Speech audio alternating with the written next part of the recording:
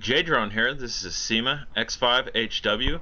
This thing has a camera on it, Wi-Fi to cell phone, so you can see FPV. Also has altitude hold. What you're gonna do here is turn it on from the bottom. There's a little toggle, and you're gonna turn your controller on. I do apologize for not getting in the view. Throttle up, throttle down till the lights are consistent. Throttle up again. Bam. And the propellers start to spin if you don't press it up high enough. As you see, the one didn't spin. Just give it a little more throttle. You see it spin. To shut them off, hold down for 3 seconds and they'll shut off, and we're ready to go outside. It's already binded. I binded it inside, and we're just going to hold up and bam. The propellers will continuously spin. This is common with any altitude hold drone. That's what they do. And we'll try to show you here that this is altitude hold by getting it set in the sky and holding the camera up. Bam. It's staying at a certain altitude. It is drifting backwards. I do have a wind. I also did not trim this out. By trimming it out, I mean precisely adjusting forward pitch, back pitch, left pitch, right pitch. As you can see, it's staying at the right altitude. It is drifting. But if you wanted it to be pinpoint, if there was no wind, all you'd have to do is use your trim buttons, and then it would stay in that exact spot, providing there is no wind.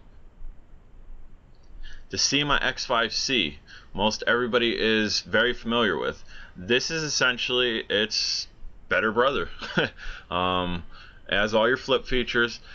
The camera on it is a Wi-Fi camera that will shoot to your cell phone. That way you can see what this is seeing.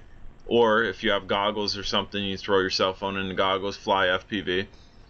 It also has altitude hold. Altitude hold is seeming to be more common later in the game. Later in this year, everything's starting to come with altitude hold, and as you see, we just lost it in the sky. Be very aware of where the sun is. You can get sun blind just like we were and lose your quad very quickly.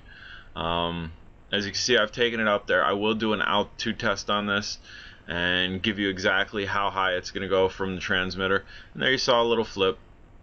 We're going to take this down the field, see what type of range we're dealing with.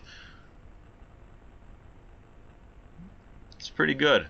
I'm not going to push the limits and try to go to the trees there because I don't know if this has a directional hold or if it will shut down immediately when it gets away from the controller. But that went about 3.5 force way down. I'm happy with that. But again, I'll do an altitude test on this. We'll let you know exactly how far this is going away from the controller. As you can see, I don't have the landing gear on. The only reason I don't have the landing gear on is because this is advertised RTF, ready to fly.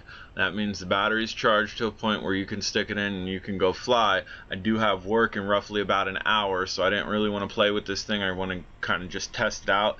And with that said, I didn't throw on the landing gear. Ready to fly, bam, grab it out of the box, put the batteries in the controller, put the battery in the quad, and go.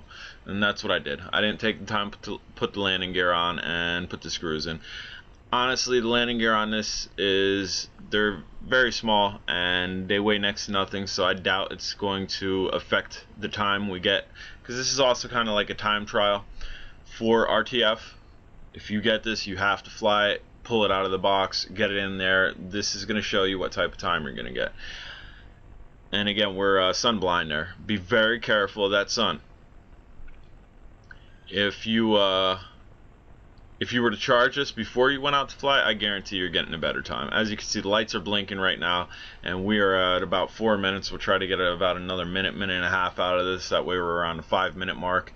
And if we're at the 5-minute mark out of the box, that's acceptable. As long as we get about a 7-minute, 6.5 to 7 minute mark after it's fully charged, then I'm gonna put the J-Drone stamp of approval on it, and then we'll get the camera tested out, see if it's a jello monster or see if it has nice quality to it. The Syma X5C had nice quality to it, not too much jello, and it was better. And there you go, altitude hold, and it was better than some of your other ones, the Quadocpter Pro Cam and your Striker, which have lower definition ones. It had a higher def camera, not high def, but higher than those two, and didn't provide too much jello. I'm hoping the same is with this. And again, you see those lights blinking. That's an indicator that your battery is getting low voltage, and I would assume this is going to try, and the altitude hold, I assume this is going to try to land itself at some point.